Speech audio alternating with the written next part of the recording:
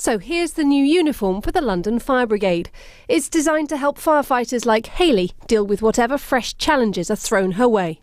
This colour is just going to show up the dirt more damage, carcinogenics from fires. It will stop us thinking we can get away with just keeping our old kit on because you can't see the damage to it. We've got a light on our helmet now, so it frees our hands up to be a lot more practical. We've still got 2 pairs of fire gloves that are fire resistant. You go to a lot of special services, car accidents, shutting lifts, assisting the police and the ambulance. So these gloves are a lot more flexible and easier to use some of our equipment with. The latest breathing apparatus enables men to remain at work in poisonous atmospheres for an hour. The fire service has moved on when it comes to their uniform and also who's allowed to wear it.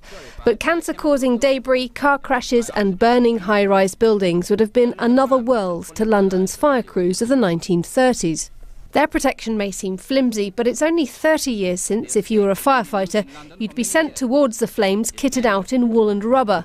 You only knew it was time to get out when your ears felt too hot. When I joined in 1987, this was the kit I was issued with. And at the time I knew no different. I certainly wouldn't send my firefighters into any fires in this now. They're really quite impractical for fighting fires. They soak up water.